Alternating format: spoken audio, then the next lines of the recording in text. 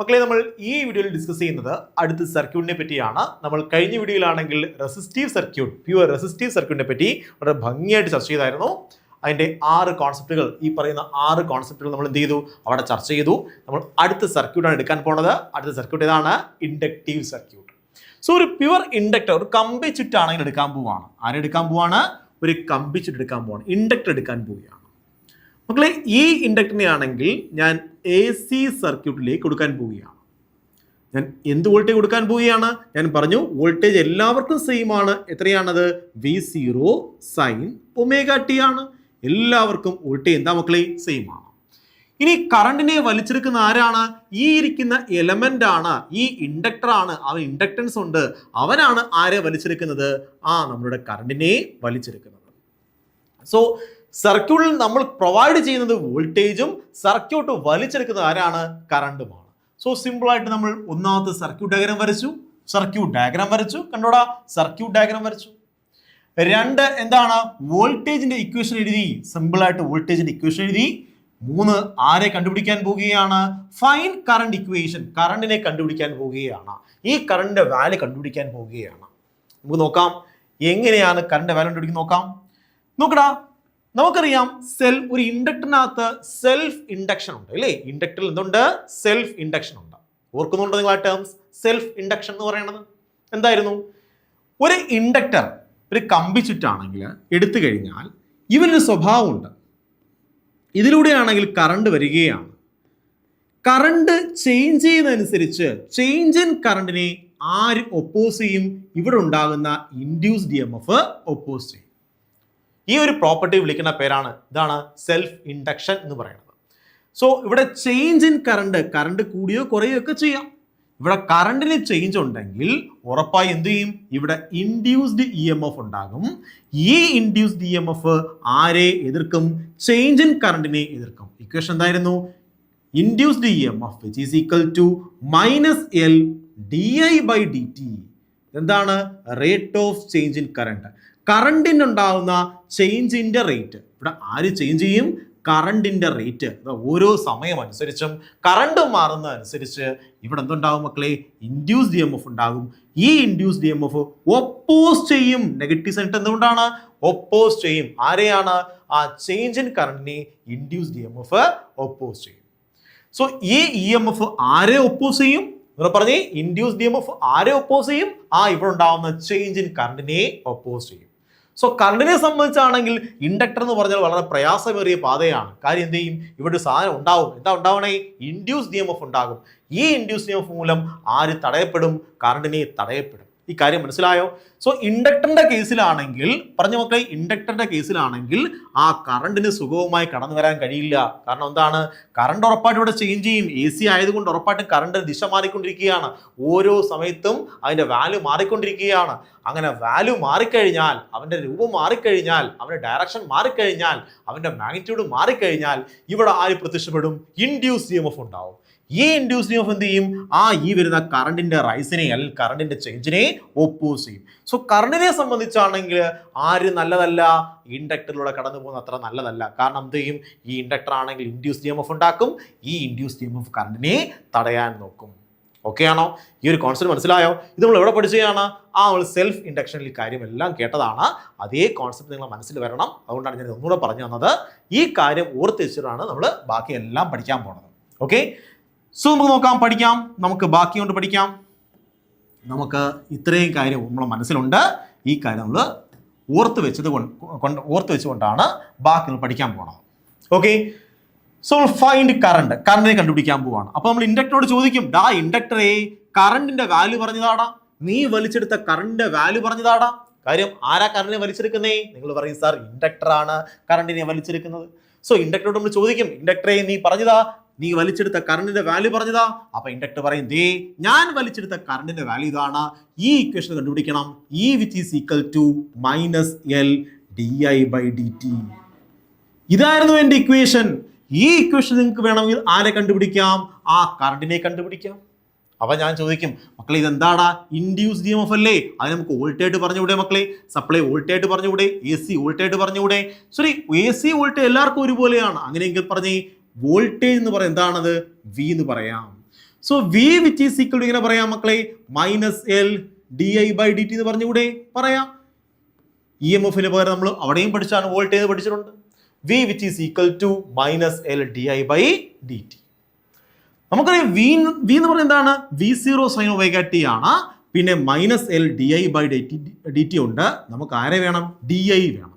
So I ആണ് വേണ്ടുന്നത്. നമുക്ക് ബാക്കിയെല്ലാം എന്ത് ചെയ്യാം, ഇവിടെ കൊണ്ടുപോകാം. പറഞ്ഞേ D I which is equal to, ബാക്കിയെല്ലാം ഇവിടെ കൊണ്ടുപോകണം. So minus by L D T ഉണ്ടോ. ഞാൻ ഇതിനെ ഇവിടെ കൊണ്ടുവന്നു, മൈനസ് എല്ലിനെ ഇവിടെ കൊണ്ടുവന്നു. So minus P divide by L എന്ന് കിട്ടും. ഇതിനെയാണെങ്കിൽ ഇവിടെ കൊണ്ടുവന്നു. അപ്പോൾ എന്ത് കിട്ടും, എനിക്ക് ഡി ടി എന്ന് കിട്ടും. സിമ്പിൾ അല്ലേ മക്കളെ, സോ സിമ്പിൾ. ഇനി ഡി ഐ ആണോ എനിക്ക് വേണ്ടുന്നത്, അല്ല എനിക്ക് ഡി ഐ അല്ല വേണ്ടത്, ചിഹ്ന കറണ്ട് അല്ല കടന്നു പോകുന്നത്. ഈ ആകെ കറണ്ട് എനിക്ക് വേണം, ടോട്ടൽ കറണ്ട് എനിക്ക് വേണം. ഈ ചെറിയ കറണ്ട് എനിക്ക് വേണോ, വേണ്ട. സോ നിങ്ങൾ പറയും സാർ ആകെ കറണ്ടാണ് നിങ്ങൾക്ക് വേണ്ടുന്നത്. അപ്പോൾ ഞാൻ പറയും മക്കളെ, ആകെ കറണ്ട് വേണമെങ്കിൽ പറഞ്ഞേടാ എന്ത് ചെയ്യണം, നിങ്ങൾ പറയും സാർ ഇന്റഗ്രേറ്റ് ചെയ്യണം. കറക്റ്റാ മക്കളെ, ഇന്റഗ്രേറ്റ് ചെയ്യണം. So minus V by L D T integrate ചെയ്യണം. സിമ്പിൾ അല്ലേടാ, സ്റ്റെപ്പ് എല്ലാം സിമ്പിൾ അല്ലേ. സോ സിമ്പിൾ, കുഞ്ഞ് സ്റ്റെപ്പുകളാണെല്ലാം. വിച്ച് ഈസ് ഈക്വൽ ടു, എങ്ങനെ ഇന്റഗ്രേറ്റ് ചെയ്യും നോക്ക്. ഇവിടെയാണെങ്കിൽ വി എന്ന് പറഞ്ഞാൽ എന്താണ്, V zero sine omega T ആണ്. സോ നമുക്ക് വിക്ക് പകരം എന്ത് പറയാം മക്കളെ, minus integral V zero sine omega T. ഇനി എന്തുണ്ട്, ഡി ടി ഉണ്ട്. ഡിവൈഡ് ബൈ ആരുണ്ടടാ, എൽ ഉണ്ട്. So maximum voltage divide by L, അതൊരു കോൺസ്റ്റന്റ് ആണ്. നമുക്ക് എന്ത് ചെയ്യാം, പുറത്തു കൊണ്ടുവരാം. നോക്ക് മക്കളെ, എങ്ങനെയാണ് ഇന്റഗ്രേറ്റ് ചെയ്യുന്നത്. വിച്ച് ഈസ് ഈക്വൽ ടു, നമ്മൾ ഇന്റഗ്രേറ്റ് ചെയ്യാൻ പോവാണ്. നമ്മൾ കോൺസ്റ്റന്റിനെ വെളിയിൽ കൊണ്ടുവരാൻ പോവുകയാണ്. Minus V zero divide by L പുറത്തു കൊണ്ടുപോകും. ഇനി ഇന്റഗ്രേറ്റ് ചെയ്യാൻ പോവുകയാണ്. ആരെ ഇന്റഗ്രേറ്റ് ചെയ്യുന്നേ, സൈൻ പറഞ്ഞേടാ ഒമേഗ ടി. ഇനി ആരുണ്ട്, D T. Sign omega T D T. ശരി മക്കളെ, നമ്മൾ ഇനിയാണെങ്കിൽ സൈനെ ഇന്റഗ്രേറ്റ് ചെയ്യാൻ പോവുകയാണ്. സൈനെ ഇന്റഗ്രേറ്റ് ചെയ്യണം. അപ്പൊ നമുക്കറിയാം സൈനെ ഇന്റഗ്രേറ്റ് എന്ത് കിട്ടും, നമുക്ക് മൈനസ് കോസ് കിട്ടും. സൈൻ ഇന്റഗ്രേറ്റ് എന്ത് കിട്ടും, കോസ് കിട്ടും. നമുക്ക് ആ കാര്യം അറിയാം. പക്ഷെ ഇവിടെ വേറെ കുഴപ്പമുണ്ട്. ഇവിടെയാണെങ്കിൽ ടി ആണ്, പക്ഷെ ഇവിടെ ടി അല്ല, ഡി ടി ആണ് കിടക്കുന്നത്. ഇവിടെ ടി ആണെങ്കിൽ ഇവിടെ എന്തായിരിക്കണം, ടി ആയിരിക്കണം. മനസ്സിലായോ? ഒരു ഭാഗത്ത് ടി ആണെങ്കിൽ ഡി ടിയുടെ ഭാഗത്ത് ടി ആണ് ഇവിടെ കിടക്കുന്നതെങ്കിൽ ഇത് സൈൻ അകത്ത് എന്ത് തന്നെ കാണണം, അതേ ഫംഗ്ഷൻ വേണം. ഇത് ടി ആണെങ്കിൽ ഇവിടെയും ടി വേണം. സോ ഇവിടെ എക്സ്ട്രാ ആര് കിടപ്പുണ്ട്, ഒരു ഒമേഗ കിടപ്പുണ്ട്. മക്കളെ, ഇങ്ങനെ എക്സ്ട്രാ കിടക്കുന്ന ടേമിനെ ഇന്റഗ്രേഷൻ ആണെങ്കിൽ എന്ത് ചെയ്യണം, ഡിവൈഡ് ചെയ്യണം. നിങ്ങൾ മാത്സിൽ പഠിക്കുന്നതാണ്. എക്സ്ട്രാ കിടക്കുന്ന ഈ ടേമിനെ നമ്മൾ എന്ത് ചെയ്യണം, ഇന്റഗ്രേഷൻ ആണെങ്കിൽ എന്ത് ചെയ്യണം, ഡിവൈഡ് ചെയ്യണം. ഡിഫറൻസിയേഷൻ എന്ത് ചെയ്യണം, മൾട്ടിപ്ലൈ ചെയ്യണം. സോ എക്സ്ട്രാ കിടക്കുന്ന ടേം നോക്കുക. ഫംഗ്ഷൻ ഡിഫറൻഷിയേറ്റ് ചെയ്യുമ്പോൾ അല്ലെങ്കിൽ ഇന്റഗ്രേറ്റ് ചെയ്യുമ്പോൾ ഡി ടിയുടെ കൂടെ ഇവിടെയും ഇവിടെ ടി ആണെങ്കിൽ ഇവിടെയും ടി ആയിരിക്കണം. ഇവിടെ എക്സ്ട്രാ ആര് കിടപ്പുണ്ട്, ഒരു ഒമേഗ കിടപ്പുണ്ട്. സോ ആ ഒമേഗയെ ഇന്റഗ്രേഷൻ ആണെങ്കിൽ എന്ത് ചെയ്യണം മക്കളെ, ഡിവൈഡ് ചെയ്യണം. ഇത് ഡിഫറൻസിയേഷൻ ആണെങ്കിലോ എക്സ്ട്രാ കിടക്കുന്ന ഒമേഗ എന്ത് ചെയ്യണം, മൾട്ടിപ്ലൈ ചെയ്യണം. ഓക്കെ ആണോ? സോ അങ്ങനെയെങ്കിൽ പറഞ്ഞു തന്നേടാ, which is equal to minus V zero divide by ആര് വേണം, എല്ലിന്റെ കൂടെ ആര് ഡിവൈഡ് ചെയ്യണം, ഒമേഗ കൂടെ വരും. കണ്ടോ, ഒമേഗയും കൂടെ വരും. ഇനി എന്തുണ്ട്, നമ്മൾ ഇന്റഗ്രേറ്റ് ചെയ്യാൻ പോവാണ്. സൈനെ ഇന്റഗ്രേറ്റ് ചെയ്യാൻ പോവാണ്. നമുക്ക് എന്ത് കിട്ടും, കോസ് എന്ന് കിട്ടും. കണ്ടോ, കോസ് ഒമേഗ ടി. സോ നമുക്ക് കിട്ടി I which is equal to, പറഞ്ഞടാ I which is equal to V zero divide by L omega cos omega t എന്ന് കിട്ടി. ഇനി നോക്കണം, ഇനി ശ്രദ്ധിച്ചിരിക്കണം. വളരെ ഇമ്പോർട്ടൻ്റ് ആയ കാര്യം പറയാൻ പോവാണ്. ഇവിടെ നമുക്കറിയാം ആരാണ് ഈ ഇൻഡക്ടറിലൂടെ കടന്നു പോകുമ്പോൾ ഈ കറണ്ടിനെ ആര് തടയാൻ നോക്കും. നിങ്ങൾ പറയും sir induced E M F. Sir പഠിപ്പിച്ചാണ് കറണ്ടിനെ ഇതിലൂടെ കടന്നു പോകുമ്പോൾ ഇൻഡ്യൂസ് ഡി എം എഫ്, ഇവിടെ ഉണ്ടാകുന്ന ഇൻഡ്യൂസ് ഡി എം എഫ് എന്ത് ചെയ്യും, കറണ്ടിനെ തടയും. സോ വോൾട്ടേജും കറണ്ട് നേരത്തെ കൈകോർത്ത് പോയിക്കൊണ്ടിരിക്കുകയായിരുന്നു. ഇപ്പോഴെന്ത് സംഭവിച്ചു, വോൾട്ടേജ് അങ്ങ് പോയി, കറണ്ടിനെ തടഞ്ഞു. ആരാ തടഞ്ഞേ, ഇവിടെ ഉണ്ടാകുന്ന ഇൻഡ്യൂസ് ഡി എം എഫ് കറണ്ടിനെ തടയും. സോ വോൾട്ടേജിനാണെങ്കിൽ നമുക്കറിയാം വോൾട്ടേജ് എന്ന് പറഞ്ഞാൽ V which is equal to V zero sine omega T ആണ്. പക്ഷേ അതേ ഫേസ് ആർക്ക് കിട്ടുകയില്ല, നമുക്ക് ഇവിടെ കിട്ടുകയില്ല. ഇത് മനസ്സിലാവണമെങ്കിൽ സൈനും ഇവിടെയും സൈൻ ആയിരിക്കണം, എങ്കിൽ മാത്രമേ നമുക്ക് മനസ്സിലാവത്തുള്ളൂ. സോ ഇത് എന്ത് ചെയ്യണം, മനസ്സിലാകണമെങ്കിൽ, കമ്പയർ ചെയ്യണമെങ്കിൽ ഈ കോസിന് പകരം എന്താക്കി മാറ്റണം, ഇവിടെ സൈൻ ആക്കി മാറ്റിയാലേ വോൾട്ടേജിനെയും കറണ്ട് നമ്മൾ കമ്പയർ ചെയ്യാൻ കഴിയുള്ളൂ. എങ്കിലേ നമുക്ക് മനസ്സിലാവുകയുള്ളൂ ആരാണ് മുന്നേ പോയത്, ആരാണ് പിന്നെ വന്നത്. നമുക്ക് ഓൾറെഡി അറിയാം ആരാ മുന്നേ പോകുന്നത്, വോൾട്ടേജിന് മുന്നേ പോകാൻ കഴിയും. പക്ഷെ കറണ്ട് പിന്നിലായി പോയി, കറണ്ടിനെ തടഞ്ഞു. ആര് തടഞ്ഞു? ഇവിടെ ഉണ്ടാകുന്ന ഇൻഡ്യൂസ് EMF കറണ്ടിനെ തടയും. സോ കൈകോർത്ത് പോയിക്കൊണ്ടിരുന്നതാണ്, ഇവിടെ വോൾട്ടേജും കറണ്ടും കൈകോർത്ത് വന്നുകൊണ്ടിരുന്നതാണ്. ഇവിടെ എത്തിയപ്പോൾ എന്ത് ചെയ്തു, ആ വോൾട്ടേജ് കടന്നുപോയി, കറണ്ടിനെ ആര് തടഞ്ഞു? ഇൻഡക്ടർ തടഞ്ഞു. മനസ്സിലായോ? അപ്പോൾ ഇൻഡക്ടറിൽ കറണ്ട് തടഞ്ഞതിന്റെ ഫലമായിട്ട് കറണ്ട് കുറച്ച് പിന്നിലായി പോയി. കറണ്ട് ഒഴുകും, കറണ്ട് ഒഴുകാതിരിക്കത്തില്ല, കറണ്ട് ഒഴുകും. ആ തടഞ്ഞെങ്കിലും കറണ്ട് എന്തെങ്കിലും കഷ്ടപ്പെട്ട് ഒഴുകും. പക്ഷേ വോൾട്ടേജ് സുഗമമായിട്ട് പോകാൻ പറ്റും, കറണ്ടിന് അതുവഴി സുഗമമായിട്ട് എളുപ്പത്തിൽ അങ്ങനെ പോകാൻ കഴിയത്തില്ല. കറണ്ട് കുറച്ച് പിന്നിലായിരിക്കും, വോൾട്ടേജ് കുറച്ച് മുന്നിലായിരിക്കും. ആരുടെ കേസിൽ? ഇൻഡക്ടറിന്റെ കേസിൽ. ഓക്കെ ആണോ? സോ ഈ കാര്യം നമുക്ക് മനസ്സിലാവണമെങ്കിൽ, ഇത് കമ്പയർ ചെയ്യണമെങ്കിൽ എന്ത് ചെയ്യണം? ഇവിടെ സൈൻ ആണെങ്കിൽ ഇവിടെയും സൈനെ കൊണ്ടുവരണം. മനസ്സിലായോ? സൈനെ കൊണ്ടുവരണം. പക്ഷെ സൈനെ കൊണ്ടുവരുന്നത് എങ്ങനെയാണ്? കോസിൽ നിന്ന് എങ്ങനെയാണ് സൈനെ കൊണ്ടുവരുന്നത്? കാണിച്ചു തരാം. നോക്കൂ മക്കളെ, വളരെ വളരെ ഇമ്പോർട്ടൻ്റ് ആയ കാര്യം പറഞ്ഞുതരാൻ പോവാണ്. എങ്ങനെയാണ് ഇത് കൊണ്ടുവരുന്നത്? എങ്ങനെയാണ്? ഇത്രയും കാര്യം മനസ്സിലായല്ലോ. ഈ കോസിനെ എങ്ങനെയാണ് സൈൻ ആക്കി മാറ്റുന്നത്? ആക്ച്വലി ഞാനും എൻ്റെ ഫ്രണ്ടും ശ്രദ്ധിച്ചതാണ്, ഒരു കഥ പറഞ്ഞുതരാൻ പോവാണ്. ഞാനും എൻ്റെ ഫ്രണ്ടും ഒരു കുളക്കരയിൽ നിൽക്കാൻ പോവാണ്. ഇത് കുളക്കരയിലാണെങ്കിൽ ഞാനും എൻ്റെ ഫ്രണ്ടും കൂടെ നിൽക്കുകയാണ്. സോ ഞാനാണെങ്കിൽ ഇവിടെ ഒരു കല്ല് ഇങ്ങോട്ട് വെള്ളത്തിലേക്ക് ഒരു കല്ലെടുത്തിട്ടു. വെള്ളത്തിലേക്ക് എന്ത് ചെയ്തു? ഒരു കല്ലെടുത്താൻ കിട്ടും. അപ്പോൾ എന്ത് ചെയ്തു? ഇവിടെയാണെങ്കിൽ കല്ലെടുത്തിൻ്റെ ഫലമായിട്ട് എന്ത് ചെയ്തു? ഇവിടെ ഒരു വേവ് ഉണ്ടായി. സോ ഞാൻ നോക്കുമ്പോൾ ഒരു വേവ് ഇങ്ങനെ ഒഴുകിപ്പോണു. കണ്ടോ? അതൊരു വേവാണ്. അപ്പം ഞാൻ ആ വേവിനെ പറഞ്ഞു സൈൻ. ഞാൻ പറഞ്ഞു എന്താണ്? സൈൻ.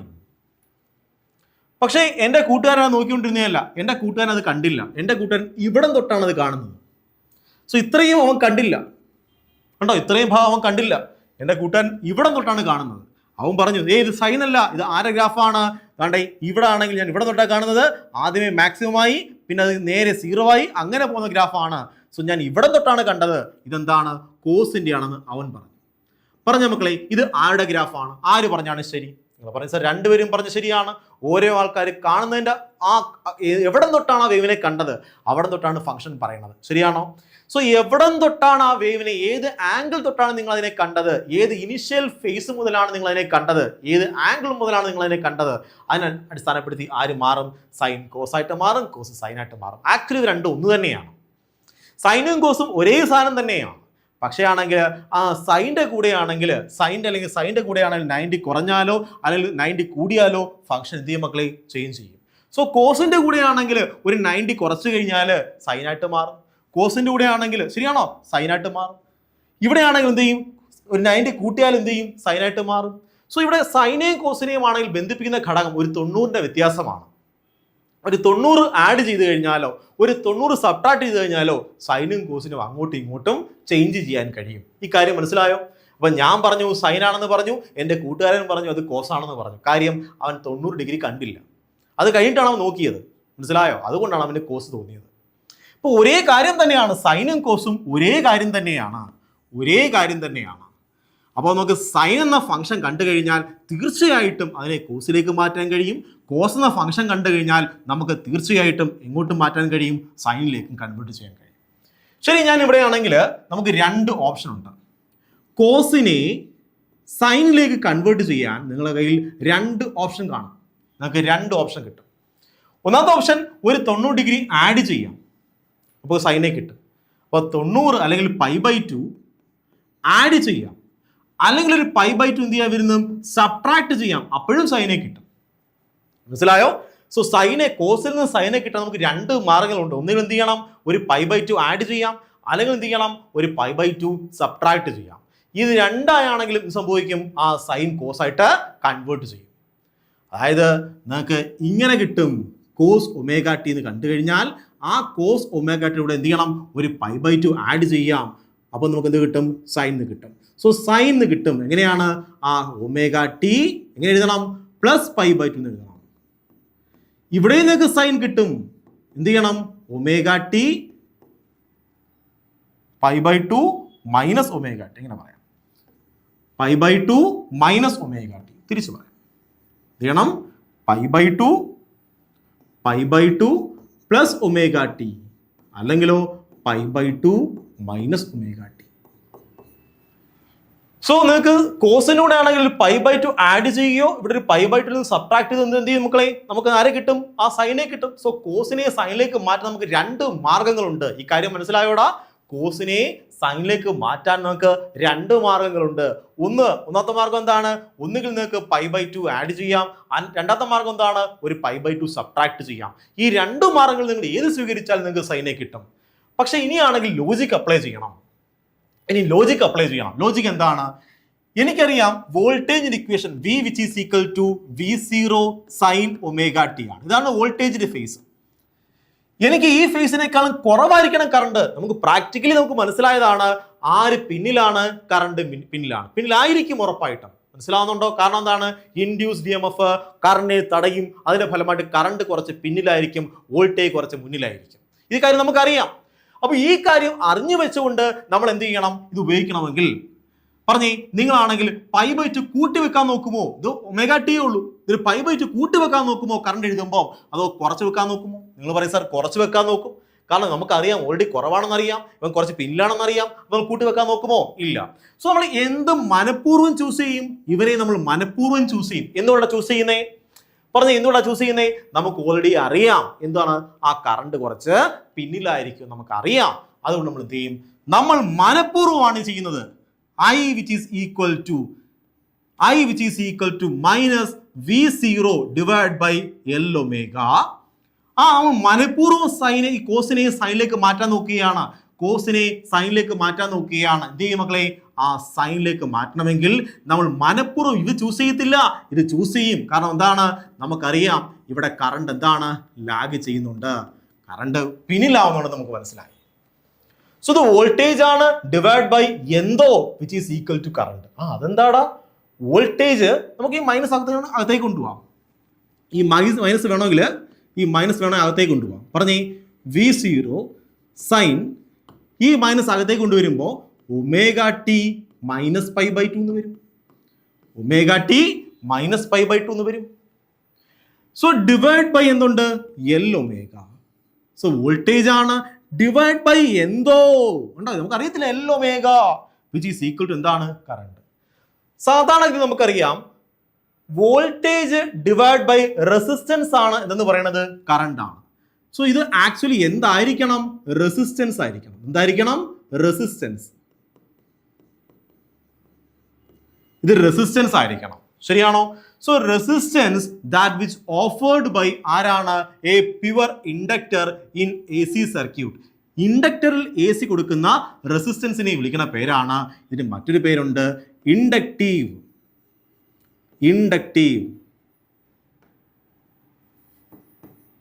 റിയാക്ടൻസ്.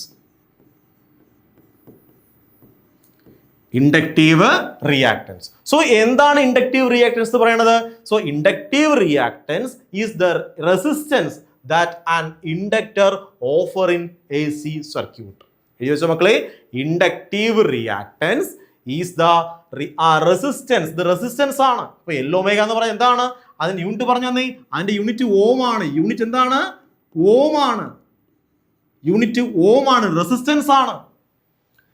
മനസ്സിലാവുന്നുണ്ടോ? It is the resistance that an inductor offer in AC circuit. ഒരു AC സർക്യൂട്ടിൽ ഇൻഡക്ടറിന് ഓഫർ ചെയ്യാൻ കഴിയുന്ന റെസിസ്റ്റൻസിനെ വിളിക്കുന്ന പേരാണ് ഇൻഡക്റ്റീവ് റിയാക്ടൻസ്. സോ ഇത് റെസിസ്റ്റൻസ് ആണ്. L ഒമേഗ എന്ന് പറയുന്നത് എന്താണിത്? റെസിസ്റ്റൻസ് ആണ്. അങ്ങനെയെങ്കിൽ voltage, maximum voltage divide by resistance എന്താടാ? നിങ്ങൾ പറയും sir maximum voltage divide by resistance maximum current ആണ്. സോ അങ്ങനെ പറയാം, ഇക്വേഷൻ മാറ്റി എഴുതി കൂടെ, I which is equal to ഇവിടെ വോൾട്ടേജ് ഡിവൈഡ് ബൈ റെസിസ്റ്റൻസ് എന്താണ്? I0. ഇവിടെ എന്തുണ്ട്? സൈൻ. ബാക്കി പറഞ്ഞു തന്നെ, ബാക്കി ഇമ്പോർട്ടന്റ് ആണ്. Omega T minus π/2. എന്തുകൊണ്ടാണ് മൈനസ് വന്നത്? പിന്നിലായി പോയി. നമുക്കറിയാം കറണ്ട് ഇൻഡ്യൂസ് DMFന്റെ ഫലമായിട്ട് പിന്നിലായിരിക്കും, വോൾട്ടേജ് മുന്നേ ആയിരിക്കും സഞ്ചരിക്കുന്നത്. ഓക്കെ ആണോ? സോ അങ്ങനെയെങ്കിൽ നമുക്കിവിടെ വോൾട്ടേജ് ഇക്വേഷൻ കിട്ടി, സർക്യൂട്ട് ഡയഗ്രാം വരച്ചു. നോക്കടാ, സർക്യൂട്ട് ഡയഗ്രാം വരച്ചു, വോൾട്ടേജ് ഇക്വേഷൻ എഴുതി, കറണ്ടിന്റെ ഇക്വേഷൻ കണ്ടുപിടിച്ചു. ഓക്കെ ആണോ? സോ കറണ്ടിന്റെ ഇക്വേഷൻ കണ്ടുപിടിച്ചെന്ന് നോക്കി, വളരെ സിമ്പിൾ ആണ്. കറണ്ട് ഇക്വേഷൻ കണ്ടുപിടിച്ചത് നോക്കടാ. നമ്മൾ ആദ്യമേ എന്ത് ചെയ്തു?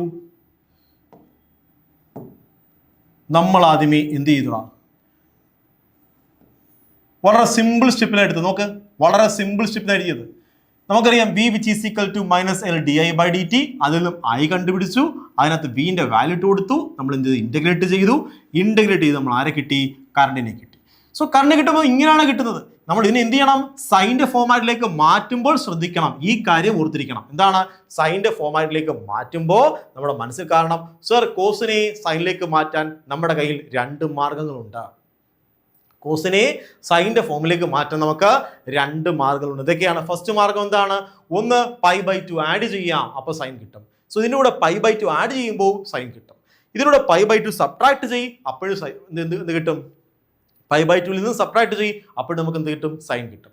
സോ ഇവിടെയാണെങ്കിൽ ഒരു ഇനിഷ്യൽ ഫേസ് കൊടുത്തു കഴിഞ്ഞാൽ, കണ്ടോ, എൻ്റെ കൂട്ടുകാരൻ കണ്ട കാര്യം കൂടെ അല്ലെങ്കിൽ ഞാൻ കണ്ട കാര്യം കൂടെ ആഡ് ചെയ്ത് കഴിഞ്ഞാൽ നമുക്ക് എന്ത് കിട്ടും? സൈനെ കിട്ടും. അപ്പോൾ കാര്യം മനസ്സിലായോ?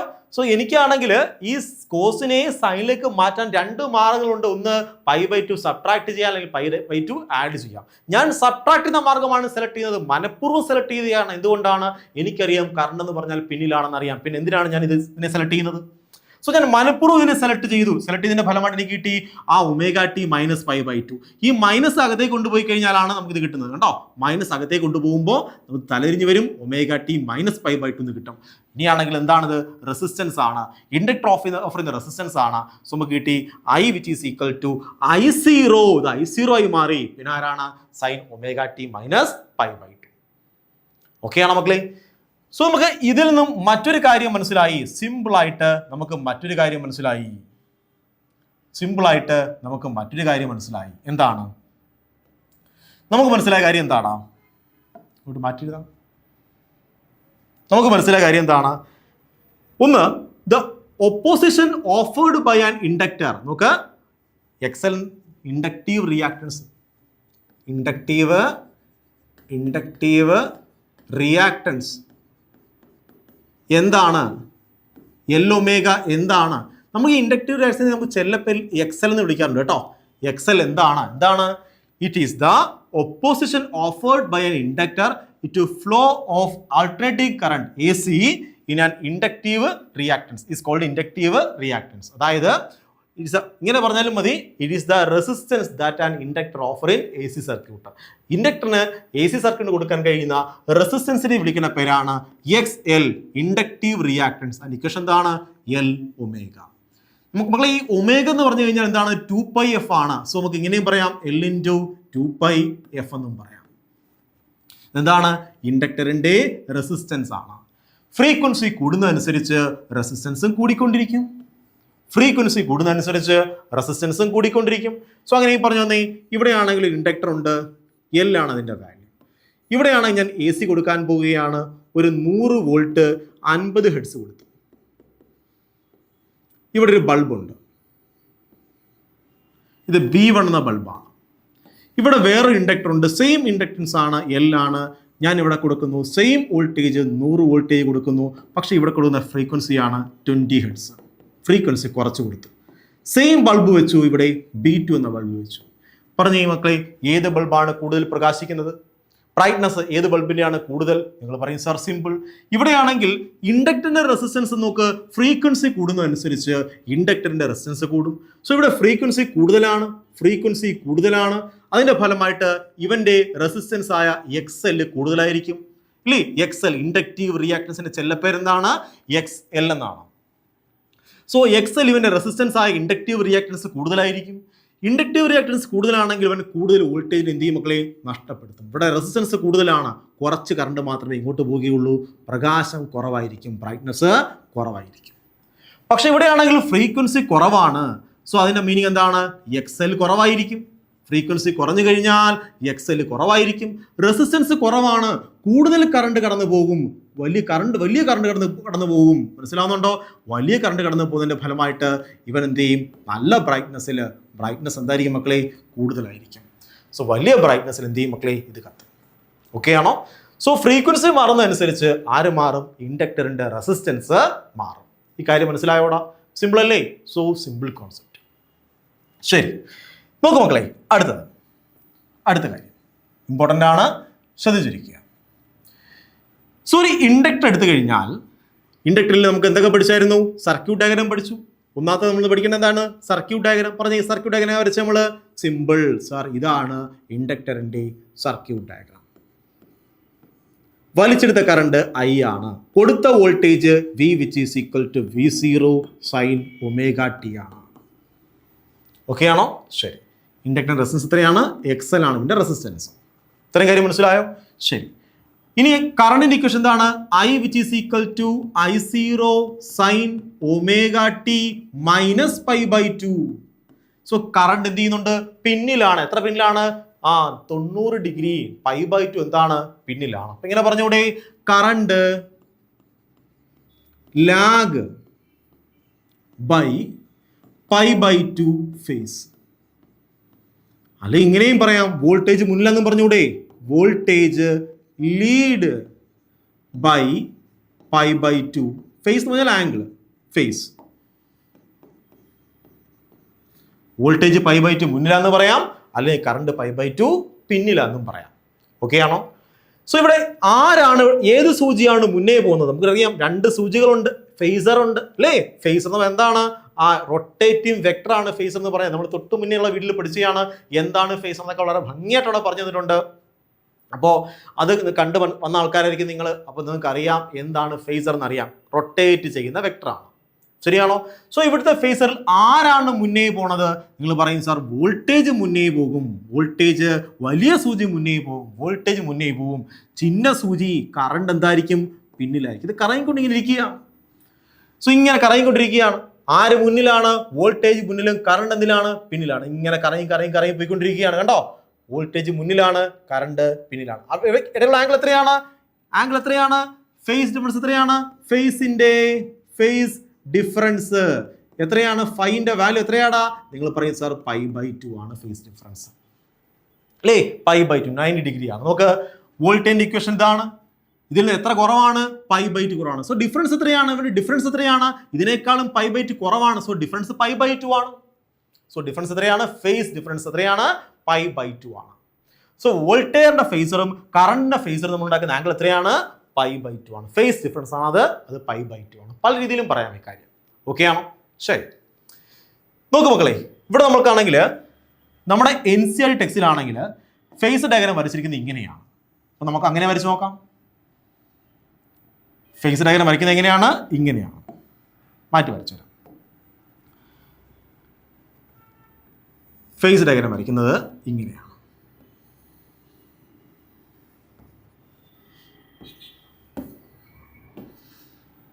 നോക്കിയിരിക്കണേ, വോൾട്ടേജ് ഇതാണ്.